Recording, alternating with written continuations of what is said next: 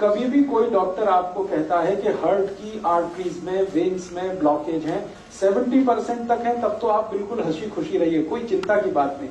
75 है, 80 है, 85 है, तो आप चिंता करिए और इस ब्लॉकेज को निकालने के लिए कुछ काम शुरू करिए। आप बोलेंगे ऑपरेशन है, ऑपरेशन उसका इलाज नहीं है। क्यों इलाज नहीं है मैं बताता हूं आपको। ऑपरेशन होता क्या है? एक ऑपरेशन है जिसमें आपको एंजियोप्लास्टी किया जाता है।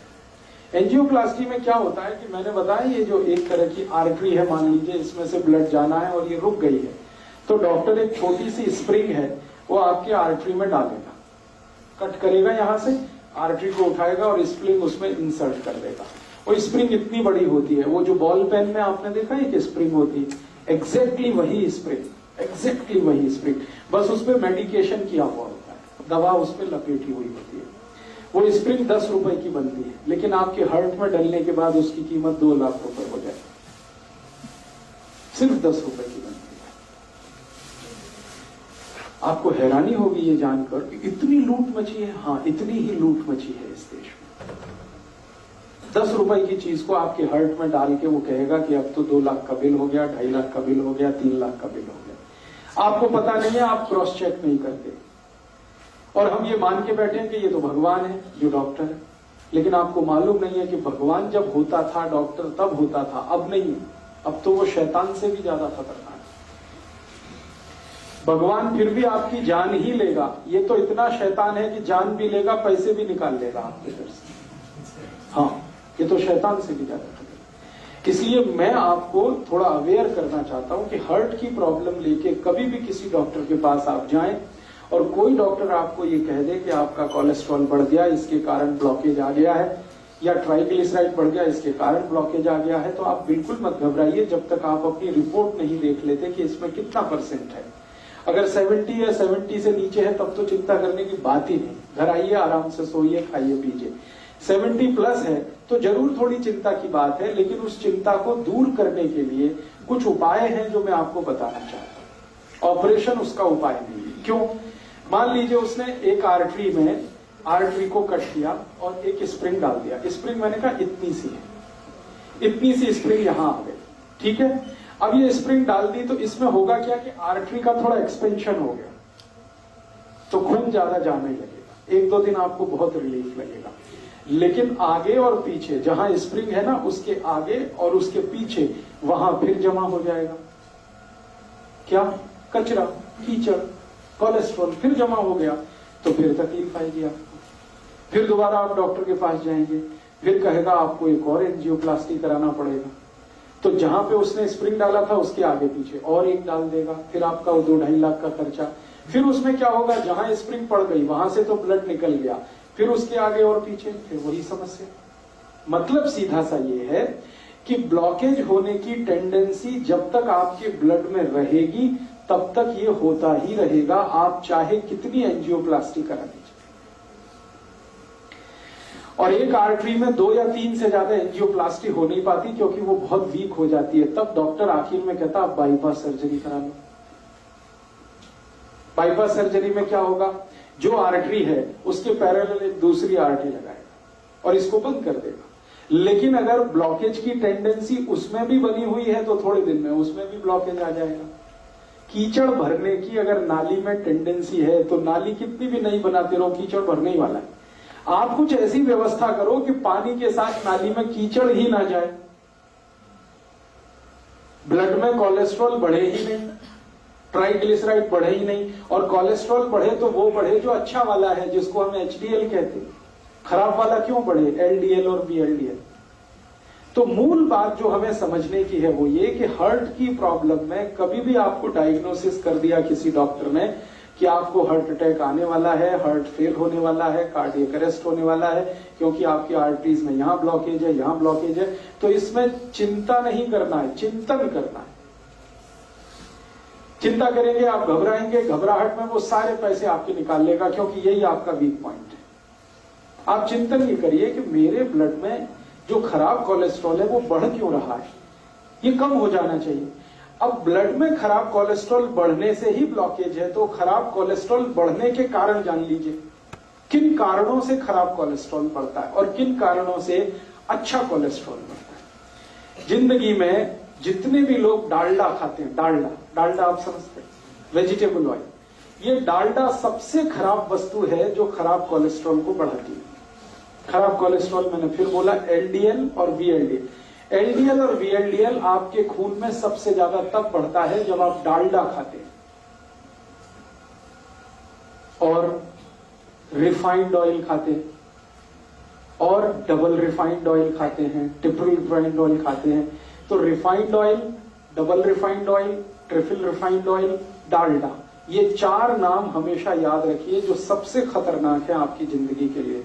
इनसे जुड़े हुए अगर प्रोडक्ट आपके घर में हैं, डालडा या डालडा का कोई भी प्रोडक्ट, XYZ ब्रांड नेम से आ सकता है।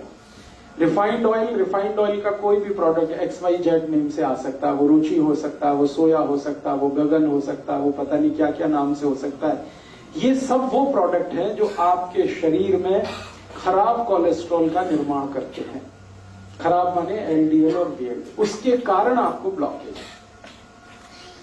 तो क्या करना चाहिए? इमीडिएट आपको फैसला करना चाहिए कि भाई हमारे घर में डालडा नहीं आएगा, हमारे घर में कोलेस्ट्रॉल खराब बढ़ाने वाला कोई भी प्रोडक्ट नहीं आएगा। तो डालडा हटा दीजिए, अपने भोजन से डालडा निकाल दीजिए और रिफाइंड ऑयल भी निकाल दीजिए, डबल रिफाइंड भी ऑयल निकाल दीजिए। तो रिफाइंड और डबल रिफाइंड और डालडा निकालते ही आपका कोलेस्ट्रॉल घटना शुरू हो जाए, इमीडिएट। और अगर आप चाहें तो 3 महीने ऐसा खाना खा के देख लीजिए जिसमें डालडा की 1 बूंद भी ना डाली गई हो और रिफाइंड और डबल रिफाइंड ऑयल ना इस्तेमाल किया गया हो। 3 महीने में वो डॉक्टर ही कह देगा अरे आपका तो बहुत कम हो गया एलडीएल और वीएलडीएल।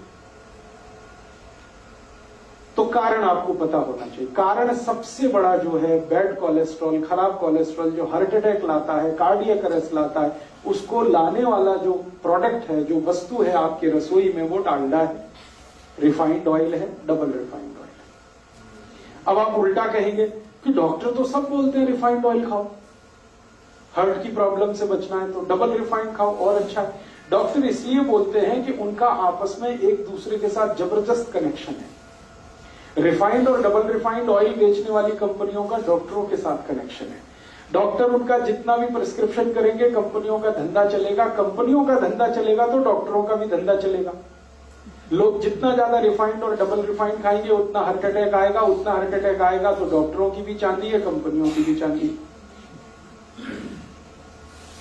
इसलिए आप विज्ञापन देखकर टेलीविजन पर कभी भी जिंदगी के बारे में फैसला मत करिए।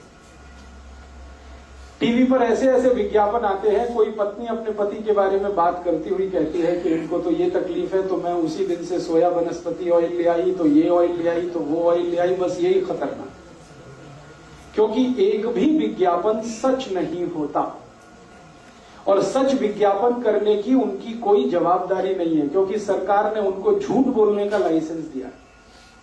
एक भी विज्ञापन सच नहीं होता और सच बात विज्ञापन में बताई नहीं जाती। तो आप टीवी विज्ञापन देखकर कभी भी ये डिसाइड मत करिए कि हमारे घर में क्या लाना है क्या नहीं लाना है। वो ऑयल के बारे में है तब तो बहुत कॉशियस है। तो आप जैसे ही डालडा हटाएंगे, जैसे ही ये रिफाइंड और डबल रिफाइंड ऑयल हटाएंगे, 3 महीने आप देशी घी में खाना बना के खा लीजिए, देशी घी। आप देखेंगे आपका कोलेस्ट्रॉल कम होना शुरू हो जाएगा, ट्राइग्लिसराइड कम होना शुरू हो जाएगा। अब ये महत्व की बात है जो आपने कहा वो भी नकली है, तो असली बना लीजिए घर में। दूध आपके पास आता है, दही बना लीजिए, उसमें से मक्खन निकाल लीजिए, मक्खन को गर्म करके घी बना लीजिए, वो आपके घर में ही है। मेरा कहने का मतलब ये है कि आप घी के लिए देशी घी जितना ज्यादा खाएंगे बैड कोलेस्ट्रॉल उतना कम बनेगा, डालडा जितना खाएंगे बैड कोलेस्ट्रॉल उतना ज्यादा बनेगा, रिफाइंड और डबल रिफाइंड खाएंगे और ज्यादा। तो पहली बात अपने जीवन में याद रखिए कि हार्ट से जुड़ी हुई किसी भी प्रॉब्लम में तेल तुरंत बदल दीजिए। फिर आप बोलेंगे अच्छा डालडा छोड़ दिया, तो डालडा छोड़ के घी पे आ जाइए। और घी में मैं आपसे कह चुका हूं कि गाय का हो तो बहुत अच्छा है।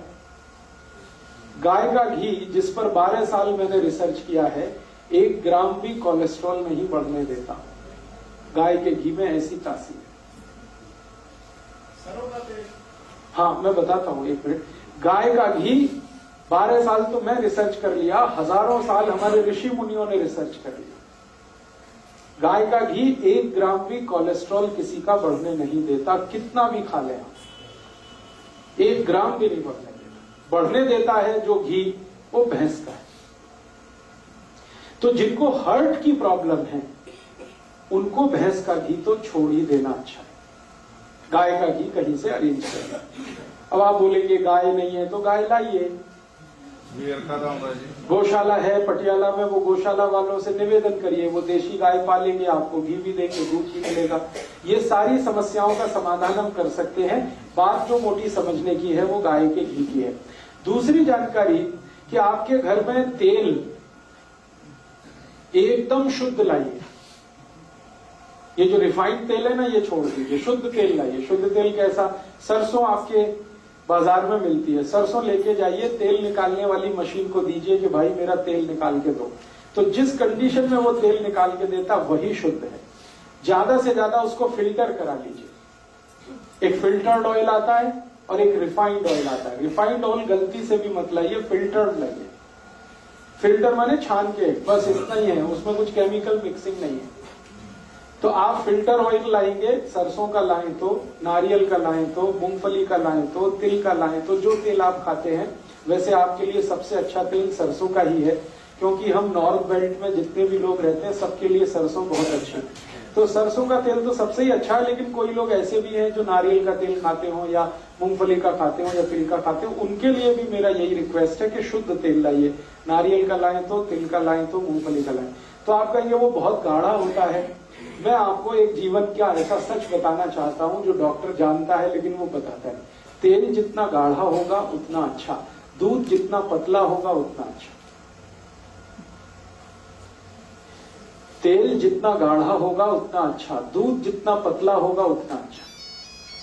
अब पतला दूध आपको चाहिए तो वो गाय पे ही मिलेगा, भैंस का तो नहीं मिलेगा। और गाढ़ा तेल चाहिए तो शुद्ध तेल ही गाढ़ा होता है, रिफाइंड तेल तो बिल्कुल पानी के जैसा है। तेल को जब शुद्ध रूप में हम प्राप्त करते हैं, फिर इसको रिफाइन करने के लिए जो केमिकल्स मिक्स किए जाते हैं वो खतरनाक है हार्ट के लिए। वो सब हमारे एलडीएल और वीएलडीएल को बढ़ाने वाले हैं वो सारे। मेरे कुछ मित्र हैं जो डॉक्टर हैं, हार्ट स्पेशलिस्ट हैं, अलग अलग गांव में, माने अलग अलग शहरों में काम करते हैं। हम सबका एक ग्रुप है। हमने ग्रुप स्टडी किया पिछले 10 साल कि जिसके क्लिनिक में, जिसके पास भी हार्ट अटैक का पेशेंट आता है, ऑपरेट करने के पहले उसका पूरा हिस्ट्री लेना, तब ऑपरेशन करना। और हिस्ट्री में पहला ही सवाल हम पूछते हैं, तेल कौन सा खाते हो? तो 10 साल जितने भी मरीजों के बारे में हमने जानकारी इकट्ठी की, 90% मरीज वो थे जिनको हार्ट अटैक आया और रिफाइंड तेल खाते, और डबल रिफाइंड खाते, उनको और जल्दी आता। और जो मरीज हमको आके बोलते हैं कि जी हम तो शुद्ध तेल खाते हैं, प्योर तेल खाते हैं, वो सिर्फ 10% ही है। माने 90% खतरा ज्यादा है हार्ट अटैक होने का जब आप रिफाइंड तेल खा रहे हैं, डालडा खा रहे हैं, डबल रिफाइंड खा रहे हैं। तो तेल बदल दीजिए, घी बदल दीजिए। डालडा की जगह देशी घी लाइए। देशी घी गाय का होगा तो बहुत अच्छा है, नहीं तो भैंस का ला रहे हैं तो मात्रा थोड़ी कम करिए, ज्यादा मत खाइए। जितना खा सकते, जितना पचा सकते हैं उतना ही खाइए। ये महत्व की बात है कि घी, देशी घी कभी भी गाय का होगा तो 1 ग्राम भी कोलेस्ट्रॉल नहीं बढ़ाएगा। इसमें आप बिल्कुल बेफिक्र रहिए, क्योंकि 10 साल मैं कर चुका हूं ये काम, और मुझसे पहले पुराने वैद्यों ने सैकड़ों साल ये काम करके देखे। हमारे पुराने जमाने का याद करिए, हमारे दादा दादी, नाना नानी आधा आधा कटोरी घी खाते, किसी को हार्ट अटैक नहीं था। हाँ, बस यही बात है महत्व की। मेहनत भी करते थे, खेत में जाते थे, हल चलाते थे, कुदाली चलाते थे, 10-10 किलोमीटर पैदल जाते थे, कंधे पर वजन रख के चले जाते थे, तो मेहनत उनकी होती थी। इसका मतलब ये है कि प्रॉब्लम जो है वो घी के साथ नहीं है, प्रॉब्लम आपके एटीट्यूड के साथ है कि आप अगर मेहनत कर रहे हैं तो घी बिल्कुल पचेगा, आपको चिंता मत करिए। आप कुछ भी मेहनत नहीं कर रहे हैं तो वही घी मारेगा फिर आपको। तो घी का कसूर नहीं है, कसूर आपका है। आप मेहनत नहीं करते। छोटे छोटे काम में भी हम मेहनत से अब चुराने लगे हैं अपना जी। ट्रैक्टर आ गया तब से तो और ज्यादा जी चुराना हमने शुरू कर दिया है। हर काम के लिए और स्कूटर या मोटरसाइकिल यूज करते हैं, कार यूज करते हैं। सब्जी भी लेने जाएंगे तो उसके लिए हमें ये सब लगता है। पैदल चलना हमारा इतना कम हो गया है, पहले बहुत पैदल चला जाता था, साइकिलें होती थी, पैदल चलते थे। तो ये सब फिजिकल वर्क पहले था, अभी बहुत कम है। तो इसमें घी का क्या दोष है? आप घी को गाली क्यों देते हैं? अपने को गाली दीजिए ना, हम मेहनत नहीं करते, हम निकम्मे हो गए, हम कामचोर हो गए, इसलिए ये प्रॉब्लम। इसमें घी का कोई दोष नहीं। घी का दोष तब आएगा जब आप मेहनत भी करें और उसके बाद भी आपका कोलेस्ट्रॉल बढ़े तब, लेकिन ऐसा कभी हुआ नहीं आज तक। मेहनत करने वालों को घी बहुत अच्छे से डाइजेस्ट होता है। तो इसलिए आप घी तो रखिए, देशी घी अपने घर में, रसोई में। डालडा निकालिए, रिफाइंड और डबल रिफाइंड हटाइए, तो तुरंत आपका कोलेस्ट्रॉल घटना शुरू हो जाएगा। दूसरी एक जानकारी मैं कल दे चुका हूं, आपको रिपीट कर रहा हूं। जैसे ही नमक बदल देंगे आपका कोलेस्ट्रॉल कम हो जाएगा। नमक कल मैंने बताया, समुद्री नमक छोड़कर आप सीधा नमक पे आ जाएंगे, काले नमक पे आ जाएंगे, कोलेस्ट्रॉल अपने आप गिरने लगेगा, ट्राइग्लिसराइड गिरने लगेगा। तो ये दूसरी बात याद रखिए। और तीसरी बात ये याद रखिए कि जितनी ज्यादा छिलके वाली दाल और छिलके वाली सब्जियां खाएंगे उतना ही कोलेस्ट्रॉल आपका घटता चला जाएगा। छिलके वाली दाल और छिलके वाली सब्जियां, जैसे लौकी है, तोरई है, टिंडा है, कद्दू है, करेला है, इन सब सब्जियों में हम छिलका उतारते हैं। ये मत उतारिए, छिलका उतारना बंद कर दीजिए, क्योंकि सब्जियों का सबसे ज्यादा प्रोटीन छिलके में है और फाइबर भी छिलके में। तो आप छिलके वाली सब्जियां खाइए। जिनको भी हार्ट की प्रॉब्लम है, ये सब बात उनके लिए हो रही है, सब के सब छिलके वाली सब्जियां खाएं। आलू भी छिलके के साथ खाएं तो अच्छा है, आलू का भी छिलका ना होता है। तो आप कहेंगे फिर स्वाद नहीं लगेगा, लगेगा। आलू को उबालें और उबालकर सब्जी में डालें, छिलका ना उतारें तो भी स्वाद लगे। तो आलू है, गोभी है, पत्ता गोभी है, या तो पत्ता गोभी और गोभी का जो छिलका समझते हैं, वो जो डंठल होते हैं, छोटे छोटे पीस काट के आपकी सब्जी में रखिए। उनको बहुत काम की चीज है, जो आप निकाल देते हैं वो बहुत काम की चीज है। करेले का छिलका कभी मत उतारिए, लौकी का मत उतारिए, तोरई का मत उतारिए, कद्दू का मत उतारिए। ज्यादातर सब्जियां छिलके वाली खाना शुरू कर दीजिए, कोलेस्ट्रॉल अपने आप घटने लगेगा, खराब होगा। हाँ, मैं आपको वो भी बता दूंगा, आप उसकी चिंता मत करिए। छिलके वाली सब्जियां भरपूर खानी है, छिलके वाली दालें खानी है।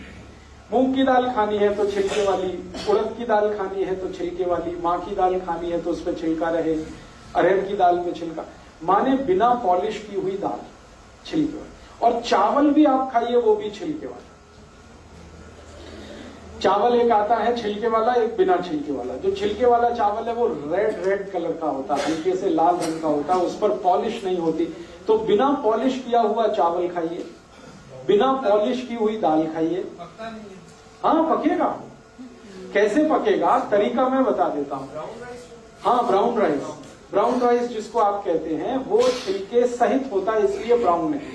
वो बहुत अच्छे से पकता है। कैसे पकता है? चावल को पकाते समय थोड़ा 2 बूंद घी डाल दीजिए, बहुत अच्छे से पकता है, बहुत अच्छे से पकता है।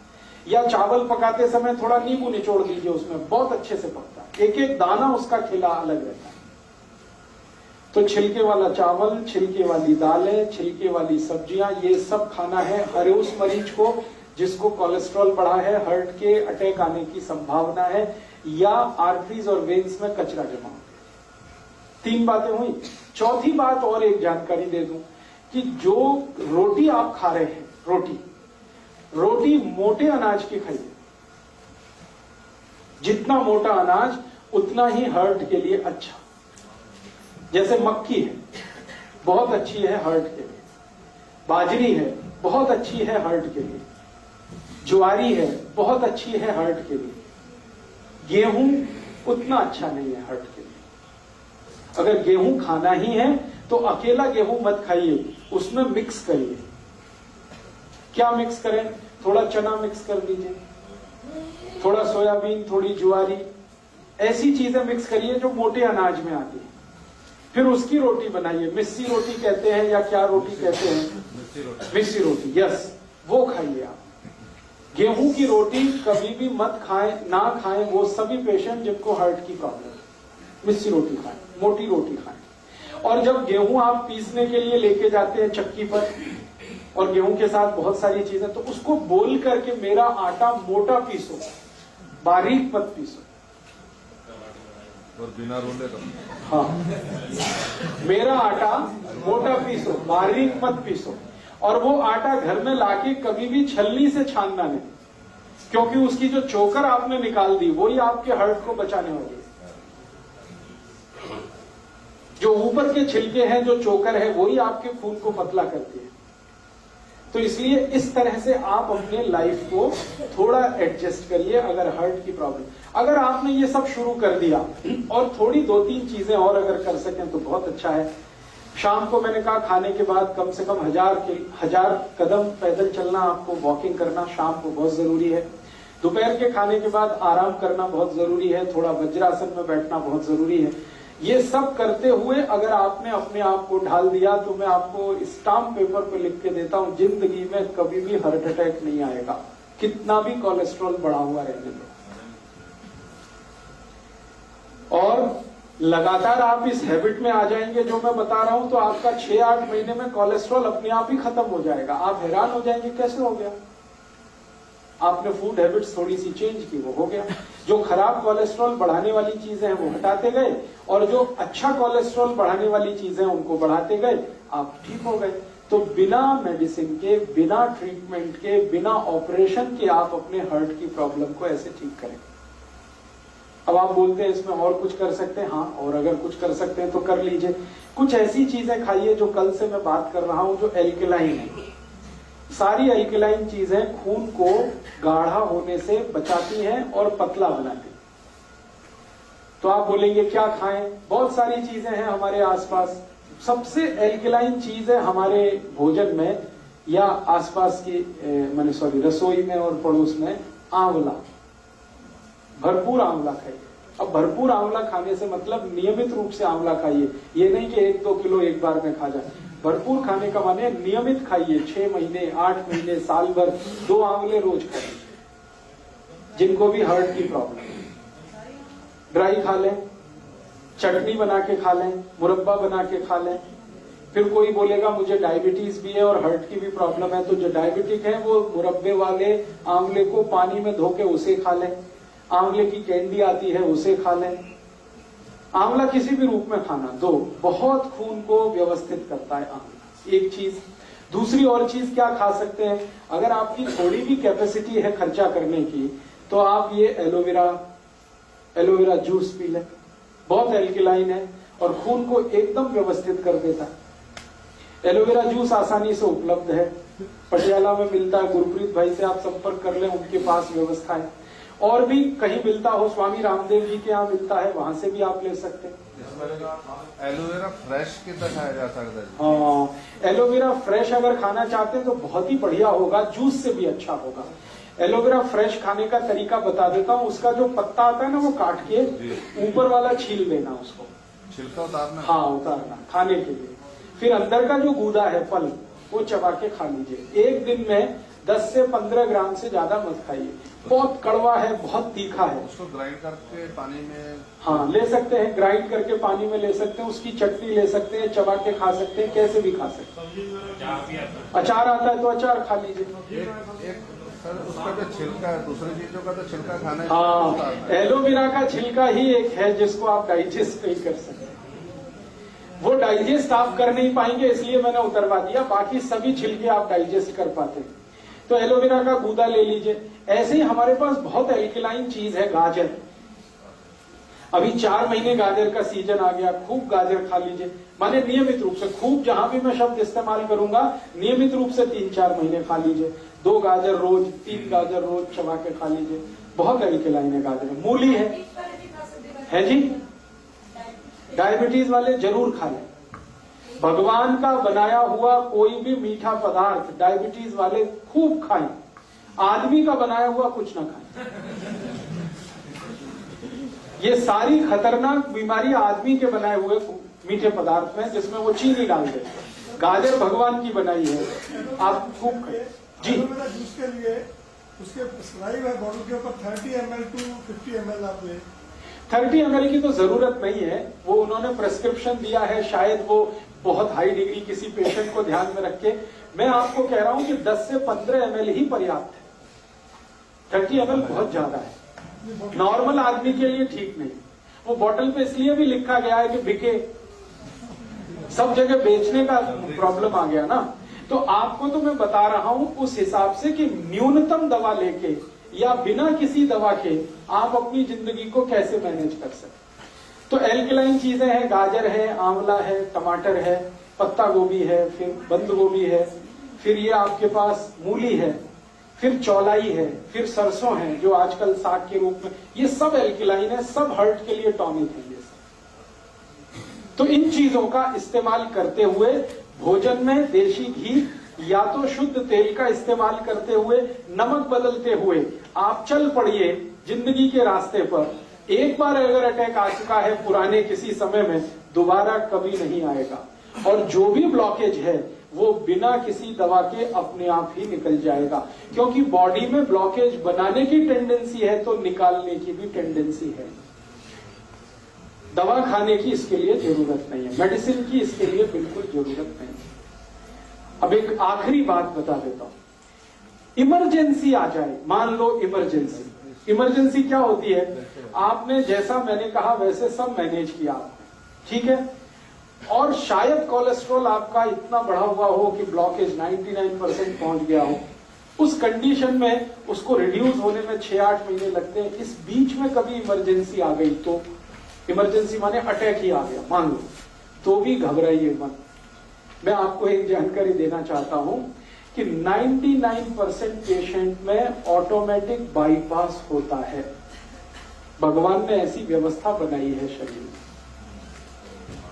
ऑटोमेटिक बाईपास होता है, डॉक्टर नहीं करता, खुद ही होता है। कैसे होता है? मान लो मैं थोड़ी देर फिर पुरानी बात पे आता हूं, ये एक आर्टरी है, ये पूरी तरह से बंद हो गई, अब इसमें से ब्लड सप्लाई नहीं हो रहा है, तो ये जो बंद हो गई ना, इसके पैरेलल एक खुली हुई आर्टरी रहती है हमेशा। हर एक आर्टरी के पैरेलल एक दूसरी है, हर एक वेन्स के पैरेलल एक दूसरी वेन है। वो उसी समय के लिए भगवान ने दे रखी है कि ये बंद हो जाए तो दूसरी अपने आप खुल जाएगी, ऑटोमेटिक बाईपास हो जाएगी। इसलिए घबराइए मत, डरिए, भगवान ने बहुत सुरक्षा बनाई है आपके लिए। अब जान के रखिए इस बात को कि हो सकता है ऑटोमेटिक बाईपास हो जाए और आप डॉक्टर के यहाँ एडमिट हो, डॉक्टर को भी मालूम है कि इनका बाईपास हो चुका, फिर भी वो कहेगा कि आपको तो बाईपास करना है, तो वो यहां से काट के फिर सिल देगा और कहेगा मैंने बाईपास कर दिया, मुझे पैसे दे दो। और हो सकता है उसने कुछ नहीं किया हो, क्योंकि बाईपास तो ऑटोमेटिक हो चुका है। ये सभी के शरीर में होता है, हर एक व्यक्ति के शरीर में होता है। हृदय की व्यवस्था ऐसी भगवान ने बनाई। तो ऑटोमेटिक बाईपास 99% केसेस में होता है। 1% केस में नहीं हो पाता जब हार्ट फेल हो जाता है, उसी समय नहीं हो पाता, बाकी तो अटैक में तो होता ही है। इसलिए वहां भी ऑपरेशन की जरूरत नहीं है। हाँ, एक चीज जरूर ध्यान रखिए कि मान लीजिए इमरजेंसी है, आपको बहुत तेज पेन हो रहा है एंजाइना का, माने अटैक का, रात के 2:30-3 बजे के आसपास ही ये आता है। क्यों आता है वो जानना बहुत इंटरेस्टिंग है। शरीर के जितने ऑर्गन्स है ना, इंटरनल ऑर्गन्स, हार्ट है, किडनी है, लीवर है, इन सबका वर्किंग जो काम करने का एक खास समय है।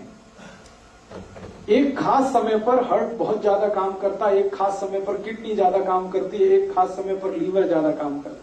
उसकी मैंने लिस्ट दी है, बाहर एक किताब है, 2 किताबों में ये लिस्ट है पूरी। आपका स्वास्थ्य आपके हाथ और अहिंसात्मक चिकित्सा, 2 किताबों में हर एक ऑर्गन का टाइम पीरियड मैंने दिया हुआ है कैलकुलेट करके कि ये हार्ट है, इसके काम करने का समय ही है 2:30 बजे से 4:30 बजे तक। ये ज्यादा काम करता है, बाकी समय काम नहीं करता ऐसा नहीं है, कम करता है। इसी तरह किडनी का समय है, इसी तरह लीवर का समय। तो जब ज्यादा काम करने का समय है हार्ट का, अटैक उसी समय आएगा। तो ज्यादातर अटैक 99% सुबह 2:30 बजे से 4:30 बजे के बीच में ही आते हैं। उस समय के लिए क्या करें? बहुत तेज पेन होगा, बहुत तेज तकलीफ आएगी, तो मैं आपको एक दवा का नाम बताता हूं, वो सब नोट करके रखें। ये रामबाण दवा है, बहुत सस्ती आती है, होम्योपैथी की दुकान में ये मिलेगी। इस दवा को आप इस्तेमाल करें जैसे सॉर्बिट्रेट इस्तेमाल करते हैं। सॉर्बिट्रेट के बारे में आप जानते हैं, गोली है जो जीभ के नीचे डॉक्टर कहता है रख लो। ये एक दवा ऐसी ही है होम्योपैथी में, वो बिल्कुल ऐसे ही काम करती है, आपको मरने से तो बचा ही लेगी। उस दवा का नाम है एकोनाइट, ACONITE, ACONITE, ACONITE, एकोनाइट। इसके आगे एक नंबर लिखना पड़ेगा, नंबर नहीं मिलेगी, 200 लिख दीजिए। एकोनाइट 200, ये लिक्विड फॉर्म में 5 मिलीलीटर की शीशी खरीद के रखिए, 10 रुपए की आती है, और उतनी शीशी से 100 लोगों की जिंदगी आप बचा सकते हैं। क्या करना है इसको, जब बहुत तेज एंजाइना का पेन है, हार्ट एरिया में, हार्ट रीजन में बहुत तेज पेन हो रहा है, इस दवा की एक बूंद जीभ पे डाल दीजिए पेशेंट की, एक ही बूंद। 5-7 मिनट में ही वो कहेगा हाँ बहुत रिलीफ हो गया, ठीक है।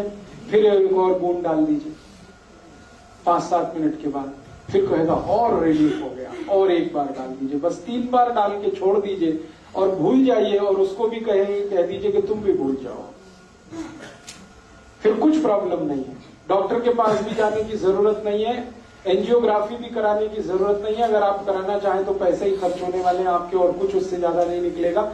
आपने उसको रोक लिया मरने से, अब क्या करना है वो मैं पीछे सब बता चुका हूं। उसका घी बदलवाइए, उसका तेल बदलवाइए, उसका दूध बदलवाइए, भैंस का पी रहा है तो गाय का लाइए, घी ला रहा है तो गाय का लाइए, फिर उसको कहिए नमक बदलो, फिर छिलके वाली दालें शुरू करो, छिलके वाली सब, ये सब उसको शुरू कर दीजिए उसकी डाइट, और 5-6 महीने के बाद वो बिल्कुल नॉर्मल हो जाएगा। सेकंड 5 से 7 मिनट्स के 5 to 7 मिनट्स, एक ड्रॉप डाला 5 to 7 मिनट, दूसरा डाल दिया 5 to 7 मिनट, तीसरा डाल दिया, बस 3 ड्रॉप डाल के छोड़ दें। ये एक छोटी सी जानकारी मैंने आपको हार्ट और हार्ट से होने वाली प्रॉब्लम्स के बारे में दी है। अब एक आखिरी जानकारी और दे देता हूं कि हमारी रसोई घर में एक बहुत अच्छी मेडिसिन है जो इन सब काम को बड़े आसानी से करती है। हार्ट में अगर ब्लॉकेज आ गया तो उसको निकालेगी, कोलेस्ट्रॉल बढ़ गया है तो उसको घटाएगी, कचरा जमा हो गया खून में तो उसको साफ करेगी।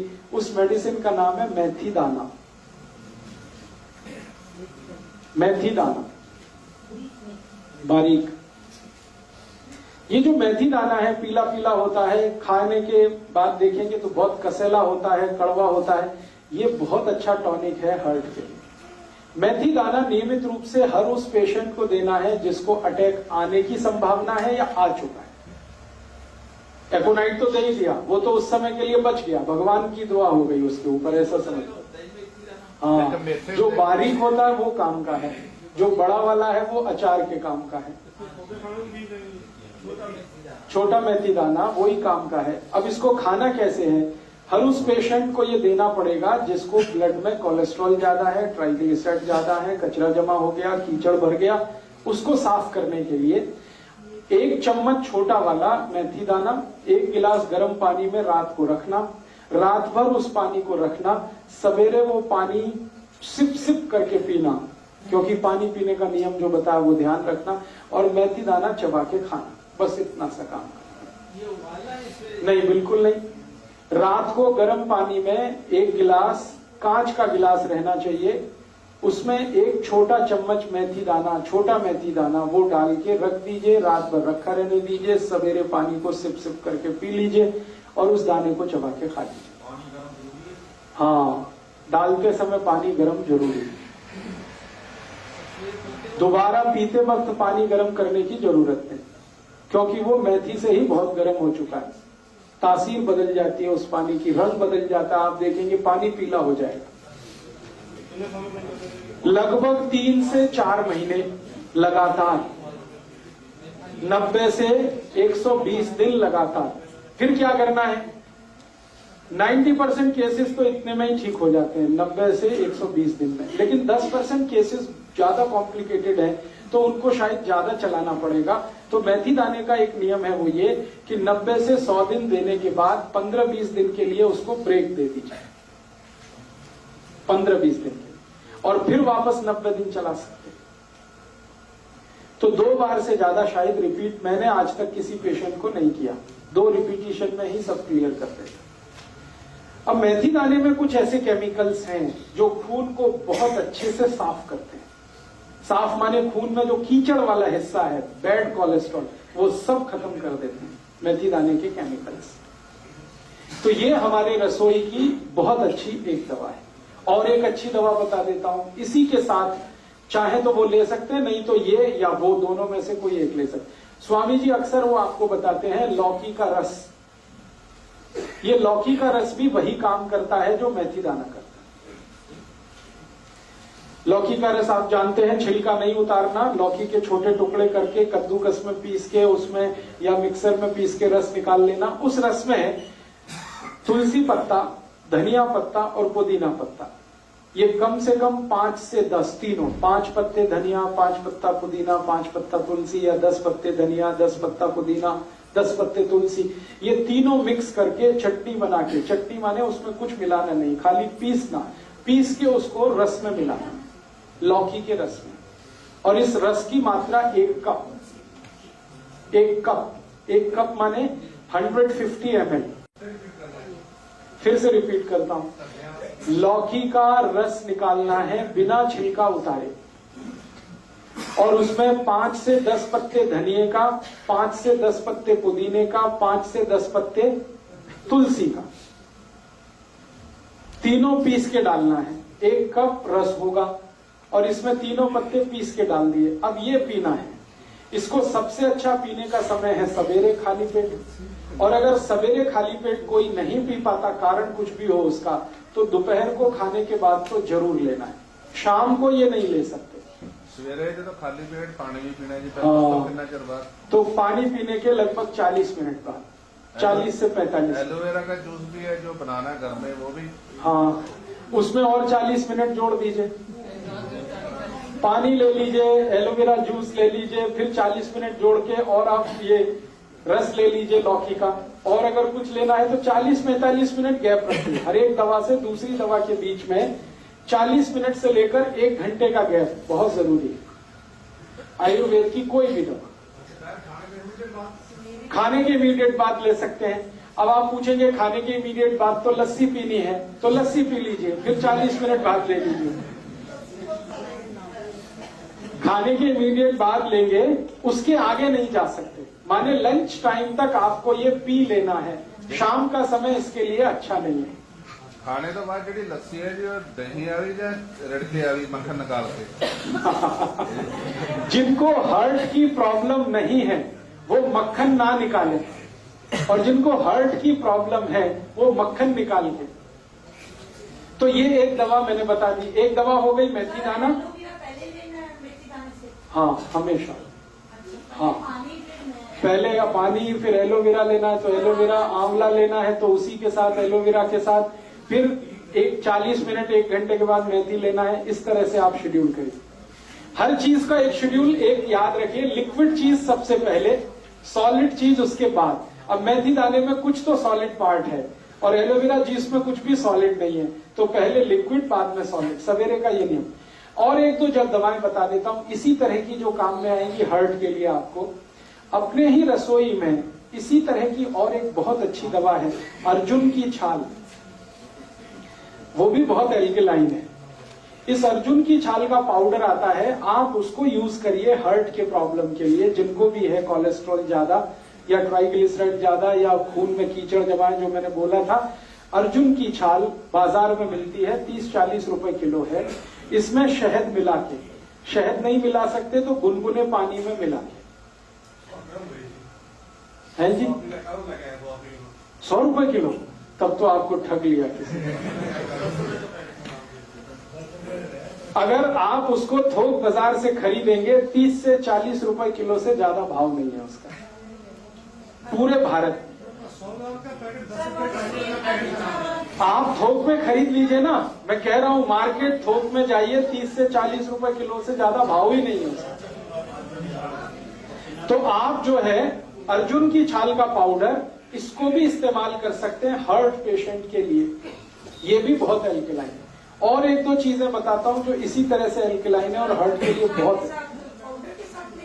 पाउडर ही लेना अर्जुन की छाल, शहद लेना है, शहद नहीं है तो गुनगुने पानी में मिला के लेना है।